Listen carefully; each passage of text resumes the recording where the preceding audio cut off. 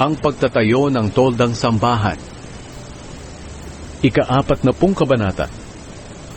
Sinabi ng Panginoon kay Moises, "Itayo mo ang toldang sambahan na tinatawag ding toldang tipanan sa unang araw ng unang buwan.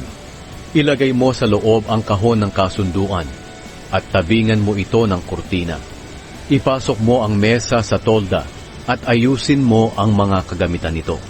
Ipasok mo rin ang mga lalagyan ng ilaw at ilagay ang mga ilaw nito.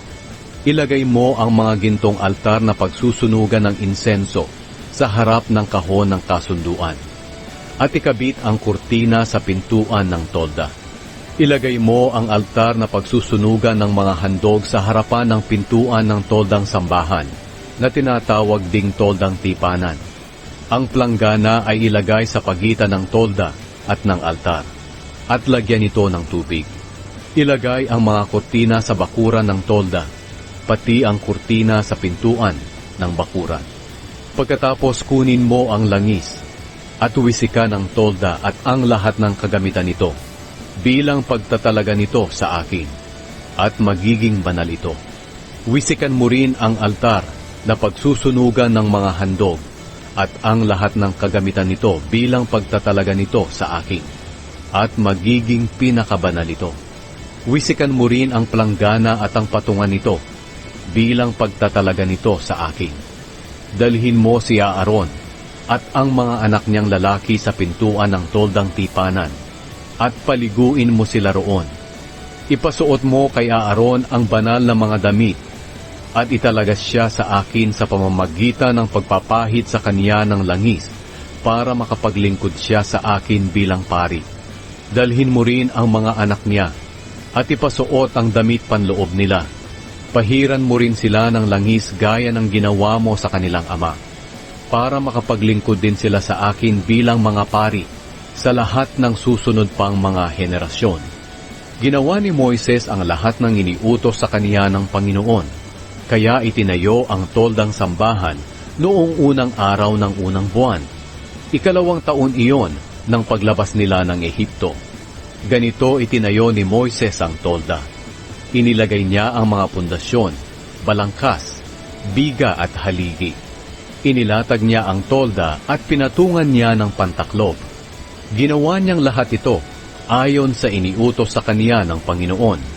Pagkatapos, ipinasok niya sa kahon ang malalapad na batong sinulatan ng mga utos ng Diyos, at isinuksok niya sa argolya ng kahon ang mga tukod na pambuhat at tinakpan ito. Ipinasok niya ang kahon sa loob ng toldang sambahan at isinabit ang kurtina para matakpan ang kahon ng kasunduan ayon sa iniutos ng Panginoon. Inilagay niya ang mesa sa loob ng tolda sa bandang hilaga sa labas ng kurtina, at inilagay niya sa mesa ang tinapay na inihahandog sa presensya ng Panginoon. Ginawa niyang lahat ito ayon sa iniutos ng Panginoon.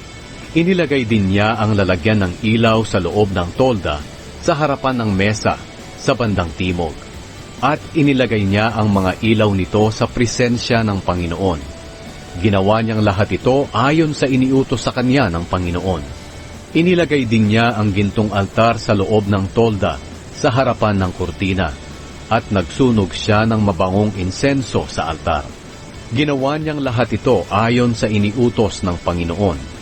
Ikinabit din niya ang kurtina sa pintuan ng tolda, at inilagay niya malapit sa pintuan ang altar na pinagsusunugan ng mga handog. Pagkatapos nag-alay siya sa altar na ito ng mga handog na sinusunog at mga handog bilang pagpaparangal sa Panginoon. Ginawa niyang lahat ito ayon sa iniutos sa kanya ng Panginoon. Inilagay din niya ang planggana sa pagitan ng tolda at ng altar. Nilagyan niya ito ng tubig para paghugasan. At naghugas sina Moises, Aaron, at ang mga anak niyang lalaki ng mga kamay at paa nila. Maghuhugas sila kapag pumapasok sa tolda o kapag lalapit sila sa altar. Ginawa nilang lahat ito ayon sa iniutos ng Panginoon kay Moises.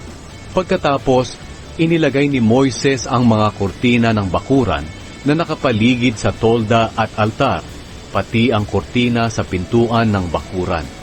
at natapos ni Moises ang lahat ng gawain niya. Ang makapangyarihang presensya ng Panginoon. Pagkatapos ng lahat ng ito, binalot ang toldang tipanan ng makapangyarihang presensya ng Panginoon na nasa anyo ng isang ulap. Hindi makapasok si Moises sa tolda dahil nababalot ito ng makapangyarihang presensya ng Panginoon na nasa anyong ulap. Kapag pumaitaas ang ulap mula sa tolda at umalis, umaalis din ang mga Israelita sa pinagkakampuhan nila. Pero kung hindi rin sila umaalis.